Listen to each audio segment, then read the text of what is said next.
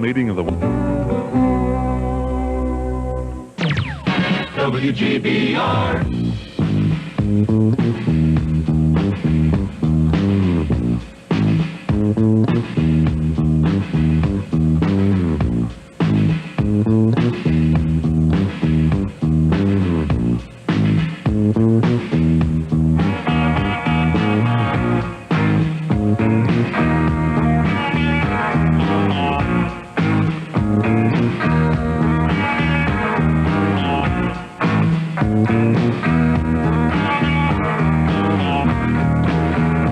Here we are, my friends, just you and me, together once again for broadcast excellence as we attempt to tackle the big issues facing our country in the hopes that we can improve the lot of life for as many citizens as possible. The EIB network and the Rush Limbaugh program, let's go find some truth. This is a special edition of the Rush Limbaugh program, America, the way it ought to be. And now, from our studios in New York City, here is Rush Limbaugh. Thank you, Johnny Donovan. Thanks, one and all. Nice to have you back, my friends. Day 2, Broadcast Excellence this week. Here's the phone number if you want to join us. It is 800-282-2882. I should warn you, especially those of you who managed to get through our strict screening process today, that I am out of sorts. I'm just one of these moods. I'm ready to destroy anything in my path. I can't tell you why either. I do not know why, but my patience is at a bare minimum today. I've already chewed a bunch of people's heads off. Don't know why. Just be on the lookout. Now, my friends, I want to talk to start today, and again, we are overloaded with things. And the controversy over Newt is out there. We're going to get to this in just a second because Newt made a speech last night at GOPAC that was on C-SPAN. Some people have seen it, have sent me letters. And of course, we had a number of conversations yesterday trying to figure out just what these calls for Newt to step down temporarily as Speaker of the House are really all about. We will continue that. Newt himself has some interesting things to say, not so much about that, but about what we should all do in the next 4 years in terms of working with Bill Clinton. Haley Barbour has also lashed out at American business, traditionally allies of Republicans. He said this time that they sat on their wallets, for the most part, gave as much to the Democrats as they did the Republicans this time around. We've also learned a little bit more about how the labor unions spent all their money. We heard $35 million. It turns out that's not even close to what the unions spent. In some cases, it could be as much as $100 million, depending on some analyses I've seen. But it's even worse than that. When you look at places that they targeted the money, for example, a race in Maine where they spent $900,000. $900,000. What does media cost in Maine? It just can't cost very much. I will bet you that McDonald's and General Motors, Burger King, Budweiser combined don't spend $900,000 in Maine. And still they lost. And you go into out in the Phoenix, Arizona area where J.D. Hayworth was targeted, they spent something like $2 million. It comes up for I think every victory they got, if you just use the $35 million figure, which is low, they spent $4 million per seat because they got 9 seats to 10 seats. They get this roughly $4 million per seat that they won. And it's an amazing amount of money. And Haley's sitting here saying that this was not responded to by traditional Republican allies. Then we are going to get into some detail the sexual harassment scandal that's going on in the U.S. military now and compare that to similar scandals that have sadly and unfortunately befallen our beloved chief executive, William Jefferson Clinton, as there are some similarities here that need to be pointed out. But, and there's also an interesting thing happening in parts of the country. You remember when the Hollywood left, in an attempt to make themselves feel better about being so rich, would occasionally schedule these potluck dinners where they would each, I guess, whatever the amount of money, $150, $200 per head, and they'd show up, and some of them would get a gourmet meal, others would get beans and rice, others would get rice and chemically treated water to make it look brown and dirty.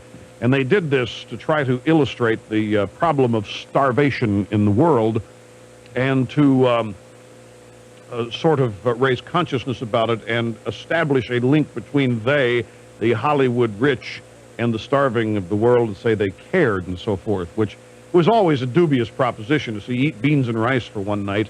And you say, yeah, man, I know what it's like to be hungry. Well, now it's gotten even better. A number of legislators, 150 state legislators in 7 states are going to live on the equivalent food stamp income for a month. Now, food stamp income on average in America is about $75 per person. You got 150 state legislators who are going to try to understand what it's like to be on food stamps by living on $75 for a month. I doubt they're actually going to do that. Are they going to move out of their homes and rent places that they can only afford with $75 a month? I just have my doubts. But that's not even the point. That is not even the point. This is the wrong way to go about it. And I will explain later on what the right way is. And it's real simple. But before all that, there is an excellent letter today in this morning's edition of USA Today from a man in Chicago named Douglas Brown. And he uses the occasion of Pierre Salinger falling for this internet memo on Flight 800, TWA Flight 800, as an example of why so many people in this country are willing to believe the most outrageous conspiracy theories. And he lays the blame primarily at the feet of the national media, who he claims have forsaken the pursuit of facts and instead pursue other angles of stories. And I think the guy is dead right on. I will also tell you this. I don't know anything about this man, Douglas Brown, but I would assume that he would consider me to be part of the media and therefore part of the media problem. I know a rash assumption I'm making, and I could be all wrong, but at the same time, I could be right. He basically starts out saying, why, with a memorandum, it's on the internet for all these weeks, why all of a sudden, because Pierre Salinger goes forth with it, are people so willing to believe it? And he gives us other examples of things that have confounded the country. And really what caught my attention in his letter is not so much this TWA Flight 800 internet memo, but rather his allusion to the whole problem we had in this past campaign with Medicare. He writes, for example, Salinger reported the military shot down a passenger jetliner in New York. Some believe the United Nations is training military forces to take over the U.S. as part of a new world order. There is or isn't a proposed cut in Medicare benefits, and health care reform was a government takeover of our medical system. These are just a few of the ideas cemented into some of our citizens' minds. Why? Because they were never given all the facts. Now, sure, some facts are generally provided to the media, but the role of the media has changed for the worse. Today, the focus is not on the story, but rather on which side is coming out ahead and why. Nobody knew what was in President Clinton's health care plan or what it meant to individuals. Everybody, however, knew what the politicians were saying about it.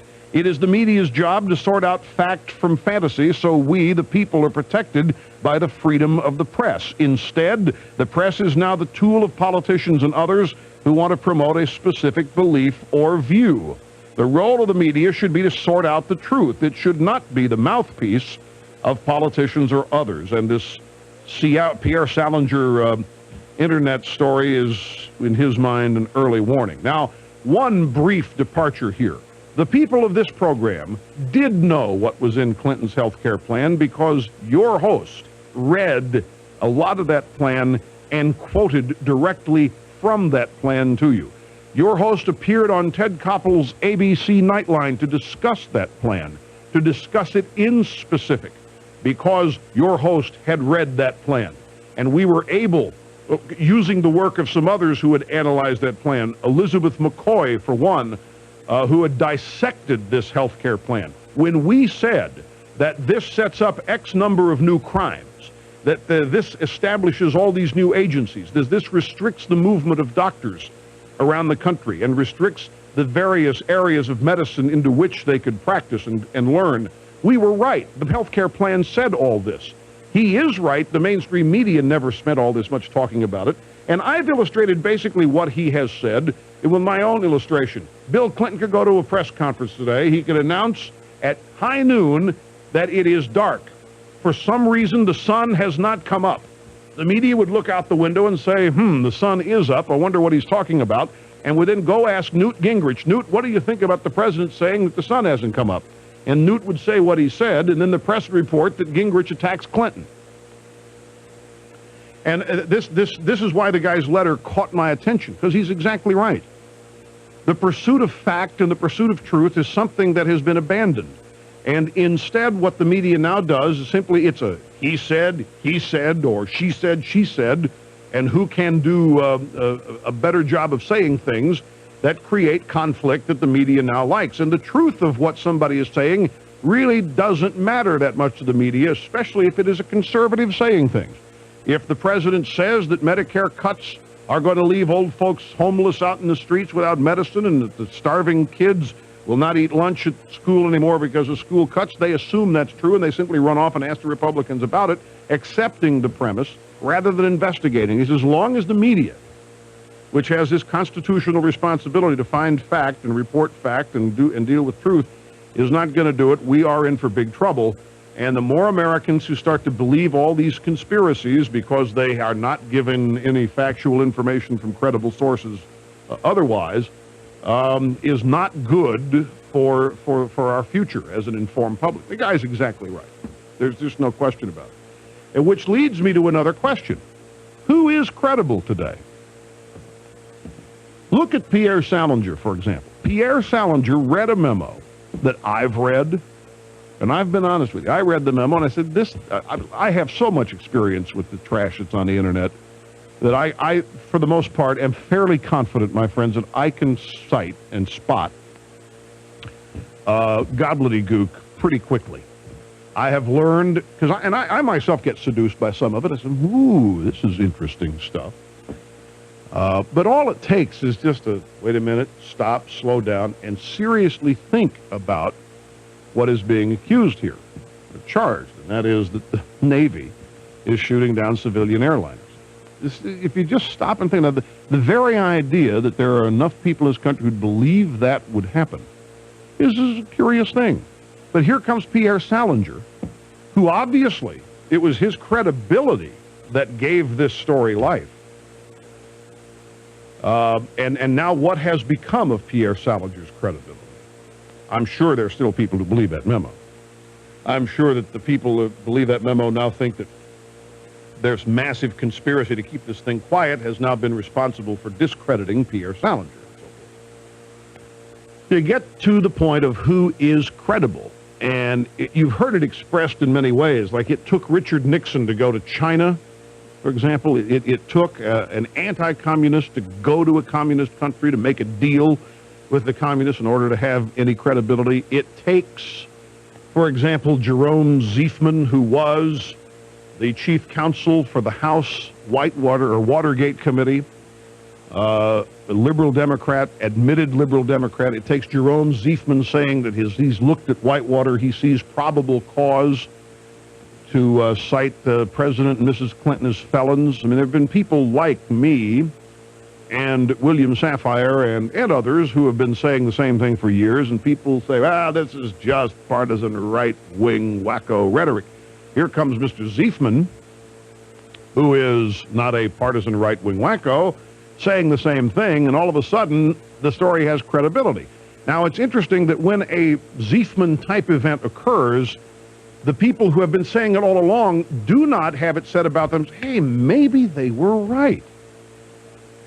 They remain wackos, they remain partisan wackos, and all of a sudden, there's only one person's credibility. This business of who has credibility with you and why is an amazing thing. For example, looking at myself, I supposedly, according to my critics, have no credibility because I'm so partisan. So whatever I say about Bill Clinton cannot possibly be true.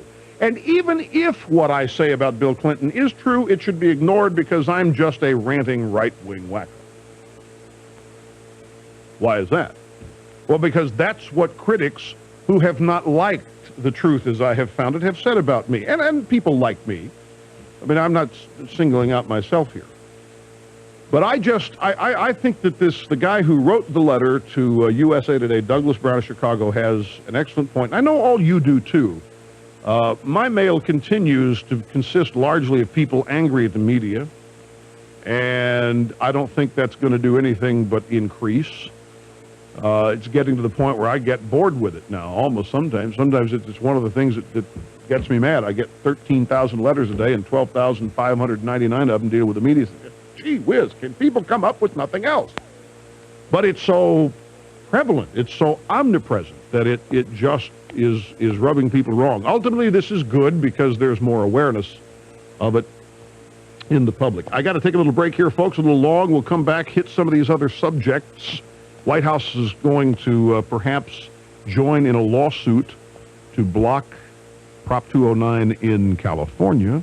Interesting, the people have spoken in California. The White House doesn't like that, and they're going to join a lawsuit. More student protests are going on out there. There's a lot of stuff bubbling up out there, ladies and gentlemen. We'll be here to discuss it with you after this break at 800-282-2882. You're listening to the EIB Network. All right, the election's over, but many questions were left unanswered, and you're going to need me and the Limbaugh letter to sort it all out. For example, do you really think Bill Clinton's bridge to the 21st century is going to be a conservative one? Will liberals stop scaring old people and kids? Who will Clinton pardon first? How many indictments can he rack up? And what about Hillary? Now, don't wait for the media to cover these events, because they won't. They'll have to be dragged kicking and screaming to them. You can get the unfiltered truth about all this with a subscription to the Limbaugh letter. Call 800-457-4141. Order now. I'll give you the first issue free. You get 13 issues, more than 1 year of the Limbaugh letter, and I'm reissuing my famous parody interview with Hillary Clinton. It's a reminder of what our other president stands for. That's two great freebies, the Limbaugh letter for just $29.95. You can't pass this up.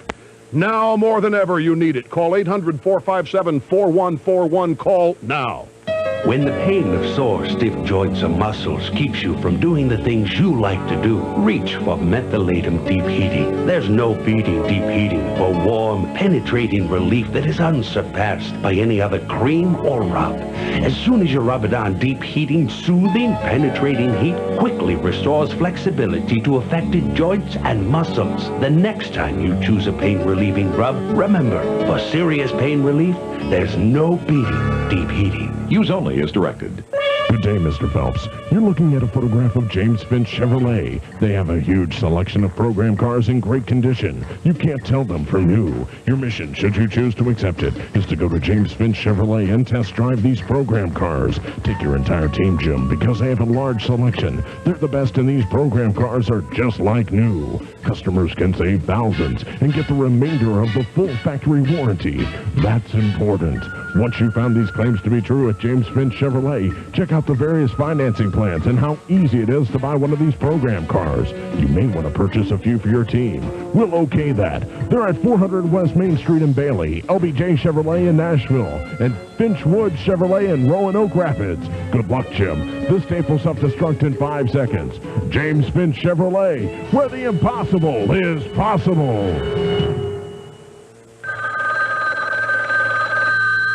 Police Department, Sergeant John speaking. Oh, please come quick. They're holding me hostage. Now, calm down, ma'am. Can you try to describe them? They're brown, ugly, and have antennas. Ma'am? They're roaches. Roaches? Is that your last name? That's their only name. They're bugs, for goodness sake. Well, you don't need the police. You need Griffin Exterminating. They can wipe out any pest problem you've got. Even a leech? You've got leeches, too. Just one. Ma'am? My brother-in-law. For all your pest problems, call Griffin Exterminating. Whether it's termites, fleas, or roaches, Griffin Exterminating is sure to come to the rescue. Call 735-3928. Stay in touch with the pager from FBO Pagers. Can your spouse find you in case of an emergency? Can your office get up with you in time to close that big business deal? Where were you when the kids needed you? Stay in touch when it matters with a pager from FBO Pagers. And now, get it free. That's right. Get a pager from FBO free. Service is required. Stop by and ask for details. FBO Pagers, 2811 Royal Avenue, Goldsboro, between Lowe's and Sam's, located at Factory Bedding Outlet. Call 778-7210. Get a pager for free. Hear what everybody's talking about on WGBR 24 hours a day, 366 days this leap year.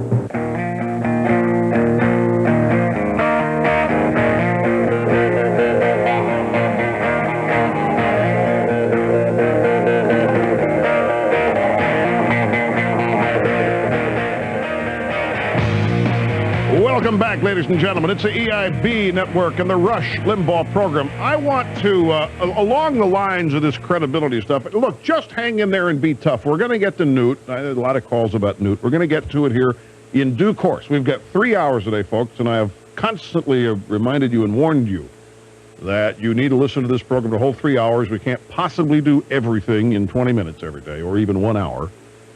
And I want to stay on this because I just checked my email box, and I tell you, here's a classic example of the kind of stuff I get bombarded with, and it all comes down to this business of credibility and how difficult it is. This is a so-called fan. This is a so-called supporter blaming me now.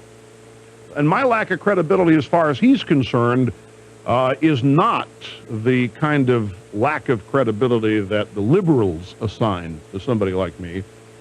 I'm not right-wing enough for this guy. Listen to this. Rush, I've been a supporter of yours for a long time, but my support's wavering. I see you helping Clinton's re-election in several ways. One, sitting on your hands while the dud Dole wins the nomination. I unenthusiastically voted for him, but I would much rather have voted for Forbes. Why didn't you support Forbes vigorously? I know it's not my purpose to be active in any campaign, to quote you. Well, look what that's gotten us. Two, I blame you for failing to see and expose the cover-ups of the administration in the Waco, Oklahoma City, and TWA 800 disasters. Your buddy Kallstrom will prove to be just another Fed, ordered to cover up and follower of said orders. Three, you mouthed all the standard anti-Clinton rhetoric, but you failed to cover all the documented dirt in Arkansas in depth. The boys murdered near Mena, the many witness suicides, so-called because of a coroner buddy of Clinton's, Vince Foster's possible murder, and all the evidence of witness tampering, etc. You were almost as bad as the mainstream press in failing to bring out these things in detail. Your credibility as a discoverer of truth has been blown. If you don't get back to your hard-hitting attitude of your early days, I predict that you won't be the #1 talk show host for long. Your program is becoming repetitive and boring. Signed, Ken Rogers. I thought it was David Brinkley for a minute there when I read the word boring. But guy listens every day to document everything I'm doing wrong. But here's a guy, I'm just not wacko enough for this guy. And yet to the left who are out there with their criticisms every day, I'm too far to this whole business of why does this guy exist? This guy exists because there are, in his mind, facts that nobody's bringing out that he believes. And about this TWA 800 thing, I'm going to say to you one more time, and I don't know what you people expect me to do. I don't know how you live your lives. But I am not going to believe, as I've said, I don't want to be repetitive here too much. I'm not going to believe some hastily put together memo on the internet, which is in large measure a sewer. I am not going to believe that over somebody I have known for years involved in charity work who has done some of the bravest, most courageous work ever in bringing hardened mafioso to justice, John Gotti particularly. Why you think that I somehow am losing values or straining my own credibility because I won't adopt the meanderings of a nut who I don't even know, and instead choose to believe in the honor and integrity of someone I know very well. Now, if this is your definition of hard-hitting, to believe a bunch of cockamamie BS that nobody can prove, you got to find a new show. Looks like you've got 15 minutes to kill. What about calling Geico Direct for car insurance? Sure, even if it's hours till breakfast or the national anthem is playing on TV, we're here for you 24 hours a day. We don't let silly things like sleep get in the way. Got 15 minutes? Wait till the Star-Spangled Banner is over, then sit back down and call Geico at 1-800-947-AUTO, 1-800-947-AUTO. You could save 15% or more. Geico Direct, the sensible alternative. This is WGBR News, Goldsboro's very own. For WGBR News, I'm Thomas Vick. Farmers suffering damage from Hurricane Fran have until November 15th to request financial assistance under the Emergency Conservation Program. Wayne County Consolidated Farm Service Office Manager Rick Tharrington says funds are available to correct problems caused by the hurricane for removing debris from farmland, grading, shaping, releveling, or similar measures, restoring permanent fences, and restoring conservation structures. Cost share will be 64% of the actual cost, not to exceed the rate per unit for component used, an amount determined by the COC. Payments will be made by direct deposit. After today, it will not take as long to get your vehicle titles and registration processed by the Division of Motor Vehicles. DMV officials say they will close the local driver's license office and tag office today to replace their current registration and title processing system with a new computer system called STARS. DMV representatives say this new system will process titles and registration in less than a week and will also process renewals quicker. The newly implemented ABCs program will be the hot topic of discussion at tonight's Wayne County Board of Education Community Advisory Committee meeting. The meeting will be held at Southern Wayne High School beginning at 7. School official Dr. Craig McFadden is scheduled to give an update on the program's implementation in Wayne County Public Schools, and immediately following his presentation, current school board chairman Carl Maples will facilitate an open discussion, question and answer session. A Mount Olive company is doing its part in helping provide a warm welcome to those who decide to come to what is referred to by many as the pickle capital of the world. Mount Olive Pickle Company officials say the company plans to spend thousands of dollars to build a new Welcome to Mount Olive sign to be erected on Mount Olive College property along U.S. Highway 117. Town of Mount Olive officials say the sign will feature emblems of local civic clubs, a Mount Olive College emblem, and the Mount Olive Pickle emblem. It's been said it pays to buckle up, but if you get caught at a click it or ticket checkpoint without your seatbelt on, you will pay. Local North Carolina Highway Patrol officials say a click it or ticket and child restraint checkpoint blitz will be launched in Wayne County and statewide starting tomorrow. Officials indicate the actual blitz will last for around 2 weeks. However, random checkpoints will continue, especially during the holidays when highway accidents tend to increase. I'm Thomas Vick for WGBR News. Well, we've seen lots of sunshine across the area so far today. It looks like that'll continue for the afternoon with sunny skies and a cool northwest breeze. That'll hold our temperatures to about 45 to 50 degrees for highs.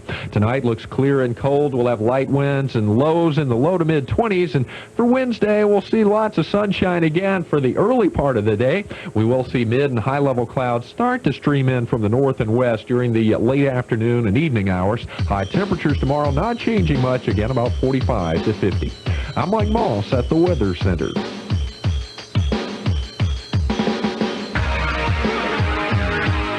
A highly irritable Rush Limbaugh serving humanity today on the Excellence in Broadcasting Network. Phone number 800-282-2882. There is a new National Republican Congressional Committee chairman. His name is John Linder. He is a congressman from Georgia, as is Mr. Newt. Mr. Linder is livid over the intra-party attacks on Newt Gingrich. He said that Republicans who suggest that Newt step aside should keep their mouths shut. He said that there's something unseemly about members who get queasy and get out and attack their own leadership. He expects Gingrich to be cleared by the independent counsel hired by the House Ethics Committee, and until then, says Mr. Linder, it's wrong to allow Democrats to use the ethics process for political reasons and win just by forcing him aside. This is a quite understandable reaction. Some of the criticism of Mr. Newt is now starting to come from Republicans who you would not think of as primarily conservative. A lot of them are northeastern Republicans whose districts are populated considerably by labor union workers, and as such, they got the scare of their lives. And some of them are starting to say that, hey, we would have gained seats if it weren't for Newt. Because there are people out there that lost their seats because the unions and everybody was able to run commercials equating these guys with Newt.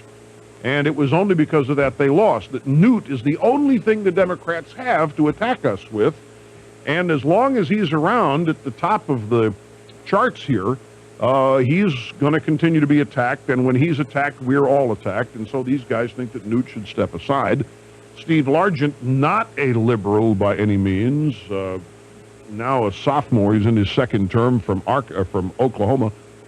And he was one of the early voices saying that Newt should step aside while this investigation goes on. Now, as to the Democrats and their desires here, there's one interesting thing to me.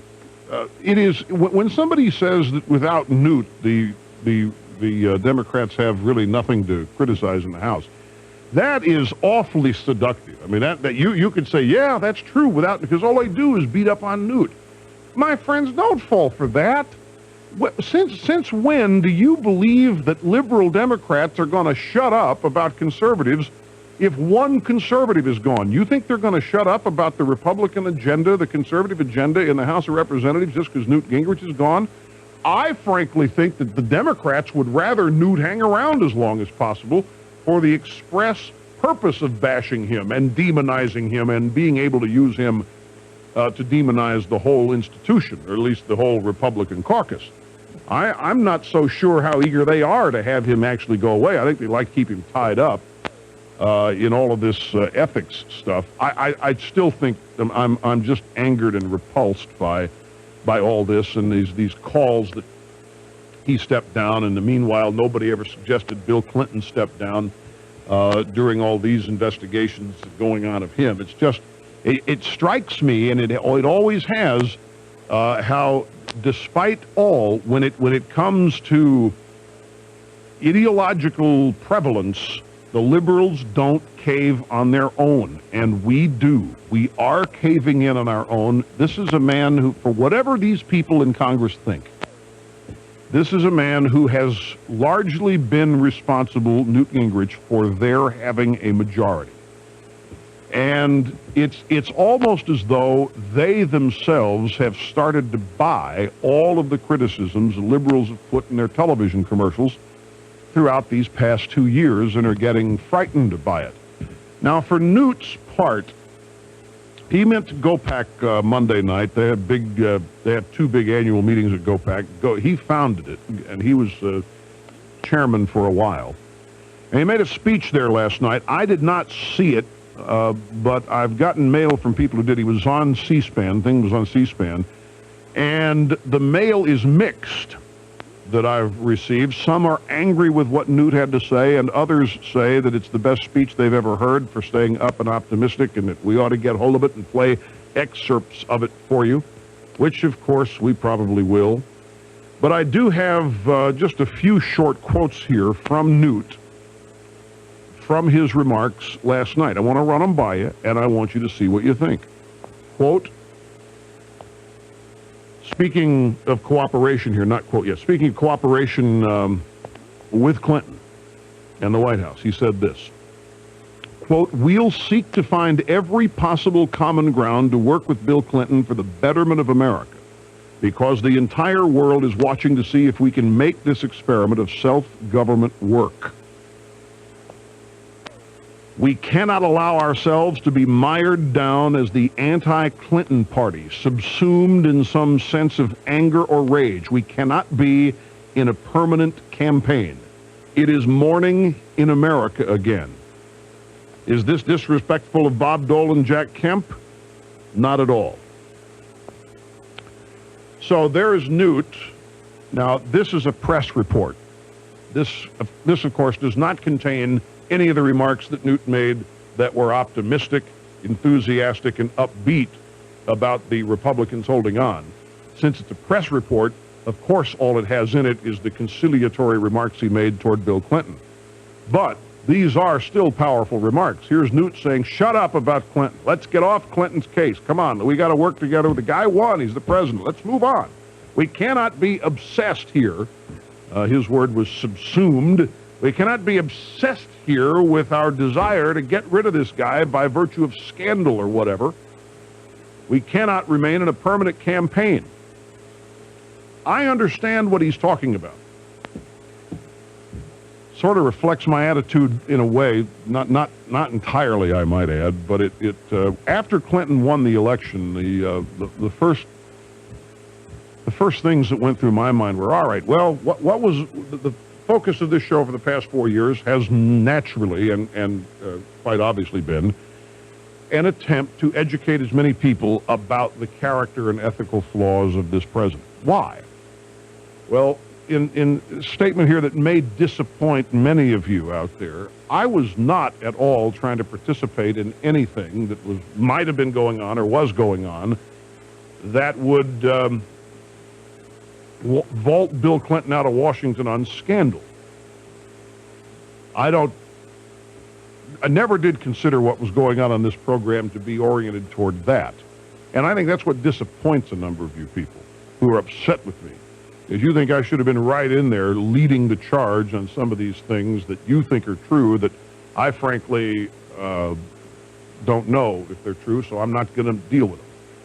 But I did think that it was perfectly within my bounds and, in fact, perhaps even a responsibility to educate as many people as I could about the character and ethical flaws for the purposes of having an impact on the next election. I believe in doing everything within the confines of the democratic process, and we decide things in this country by votes. And if there is an independent counsel investigation going on out there, that's fine. Nothing that happens here is going to affect that in any way, shape, matter, or form. And I'm not under any illusion that it will. All right, so we had a 4-year effort, actually a 5-year effort if you count the 92 campaign. You count the year of 1992, had a 5-year effort here to educate, and still, for whatever reasons, a majority of the American people, or a majority of the American people who voted, decided that they liked Bill Clinton over Bob Dole, but that they liked conservatives in Congress more than Democrats in Congress, so we have what we have. Now, it's over with. Since there is not another election for Bill Clinton, what is the point in continuing to educate people so that they might vote against him when there's not going to happen?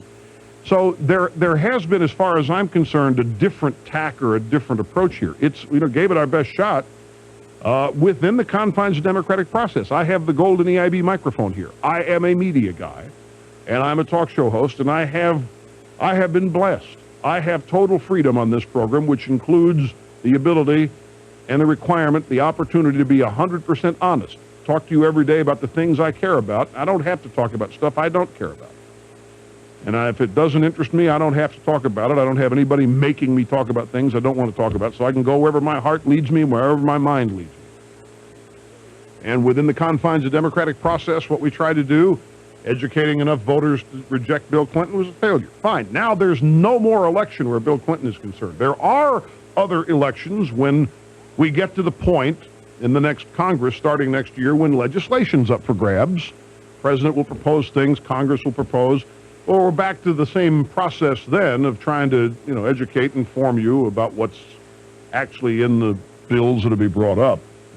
But when Newt says that it's time now to forget this incessant campaign against Bill Clinton, I think I know what he means. What do you win in this campaign? The objective now is to outrun the guy legislatively. And there have hopefully been a significant number of lessons learned that will enable the Republicans to do it. But there is a huge problem if a number of Republicans decide that Newt Gingrich is the problem, not Bill Clinton, and decide to do whatever they can to protect their own rear ends. So it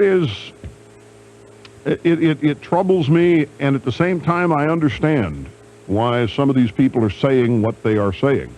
In fact, you're going to have, I'll make you a prediction, you're going to have a lot of people who will hear these comments of Newt's, and they're going to say, oh my gosh, he's given up. My gosh, he's not our leader anymore. Oh no, he wants to get along with Bill Clinton. Oh no, he's talking about morning in America after Bill Clinton wins in an electoral landslide. Oh no, what's happened?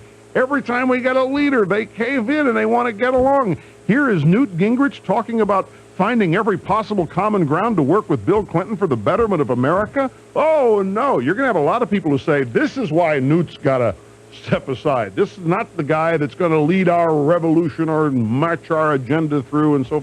So I don't think that what Newt said last night is going to have helped decide this controversy and where it may end up. It's going to muddy the waters here a little bit. Clearly our side is fractured, but my friends, I told you this was going to happen. I warned you before the election. I said that after this election, all sorts of finger pointing is going to go on. People are going to be blamed. Others are going to try to take credit for what did happen. Others are going to be blamed for what went wrong. And it's only just beginning. You've got Pat Robertson and Ralph Reed and the Christian Coalition out there saying that they've had it with this appeal to the economic base in this country. To hell with economics. There's more important things. We were lied to. We were given short shrift. We were just mollified. We're not going to sit around and be nice guys anymore. If you think what's going on in the House is tumultuous, you just wait and see what's happening out there in the grassroots over some of this stuff. So, batten down the hatches. Quick break. Back with more in a moment. Rush Limbaugh and the EIB Network. You're listening to the EIB Network. I have on one of my new ties from the Rush Limbaugh No Boundaries collection for fall and winter '96. It just looks great with this dark blue shirt I'm wearing.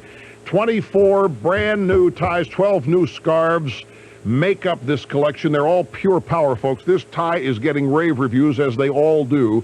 And you know what? We've got matching pocket squares for all these ties now, and that just really completes the look. And these pocket squares are so terrific. We are offering one of your choice of these pocket squares free with the purchase of 2 No Boundaries ties. Now, here's a phone number, 800-431-7874. Call that number, get a free catalog, find your nearest No Boundaries tie retailer, 800-431-7874. Or you can see the entire collection on the web at www.rushties.com. Here's a partial list of retailers carrying the ties: Dillard's, Joslin's, McAlpin's, Bacon's, Dayton's, Hudson's, and Bon Marché stores. The Rush Limbaugh No Boundaries collection, all power ties. You gotta have many. Price sells cars. And at Leith Chrysler, Jeep, Eagle, Dodge, Isuzu, now's the best time to buy. It's the end of 96 clearance and the introductory of the 97s. Plus, Leith has an overflow of pre-owned cars with over 200 makes and models to choose from. Save now on the sporty utility vehicles like the Jeep and Isuzu, to the Chrysler LHS and Town & Country, to the Dodge Avenger and Eagle Talon, and the affordable Neon. Price sells, and Leith has the numbers to prove it. Leith Chrysler, Jeep, Eagle, Dodge, Isuzu, Highway 70 West, Goldsboro. If higher education is your goal, you'll have to consider the SAT, NTE, or GRE standardized test for advancement from high school to college, the teaching degree, or graduate school. You can improve your test scores through Academics Plus. Contact Drs. Ken or Marilyn Benton for free consultation to review your needs. Call 735-PLUS. That's 735-7587. Academics Plus, educating for success since 1989. Are you looking for a computer? Well, there are a lot of places to buy from. It all depends if you want this or you want this. Why buy a canary when you can fly with the eagles? At Exacom Computers, Exacom matches the computer to your needs, and you get free lifetime labor. Exacom Computers, a proud supporter of Seymour Johnson Air Force Base, home of the F-15E Strike Eagles. Exacom Computers, Berkeley Boulevard beside Kmart, Goldsboro. Quality furniture at advertised prices saves you money at Jernigan Furniture. Don't miss this special event. Drastic reductions have been made on every item in the store. Jernigan's selection of sofas and sleep sofas are unequaled. Sofas starting at $5.99. Custom order your own design for only a few dollars more.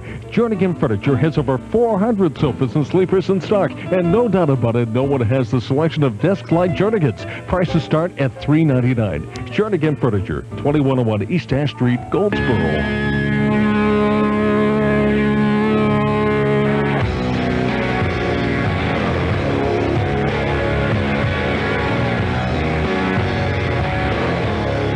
Executing flawlessly assigned host duties, Rush Limbaugh on the EIB network. Since I mentioned the related Whitewater scandals, here's the latest on that. The Whitewater Special Counsel Kenneth Starr says he thinks that not everybody's telling him the truth.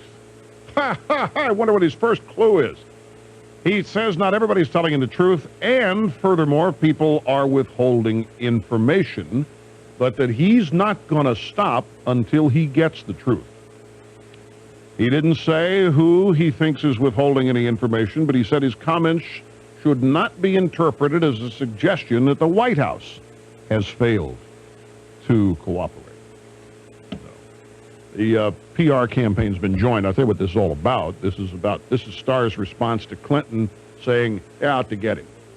That Starr's out to get him. This is Starr saying, no. In fact, you're not telling me the truth. I can't get to the bottom of this because there are people withholding information from me. Also, we've had another cabinet resignation, and that is Laura DeAndrea Tyson, who's heading back to the University of California at Berkeley, where I might add, so is the lovely and gracious Anita Hill. She's going back to be a professor of some social, cultural, who knows what. The details of that upcoming. I have a phone call I want to get to, a couple of them. A lot of people have been on hold for a long time. This is Steve in Hamilton, New Jersey. Hi, thank you for waiting. All right, continuing to those, Rush. Thank you, Rush, I really think during the campaign, the Republicans just fell for a con job by taking Newt Gingrich off the radar screen. I don't think the Democrats would have spent $1 zillion and had 100,000 commercials if they really thought Newt was such a pariah. I mean, if he was really that bad, I think they would have let him out there and just destroy himself. I think the Republicans taking him off the radar screen gave the Democrats what they were saying credence. And to me, they're trying to do it again now. I think they're scared to death. I think Newt Gingrich. Let me tell you the truth about something here. Let me tell you the truth about something. This is both barrels. Now think back to 1994. What were the Democrats doing when Bill Clinton was barely above the gutter? They were running away from him in droves. His pollster, Stan Greenberg, said to Democrats running for re-election in the House, don't even mention that you live or work in Washington. Don't even say the word Washington, and do not mention Bill Clinton's name. This is President's own pollster, based on the data he had advising Democrats stay away from Bill Clinton. And guess what? They did. Why did they do that? They did that because they have one self-interest, and that is re-election. The same thing is happening now on the Republican side. Newt Gingrich is in trouble. He's the 1996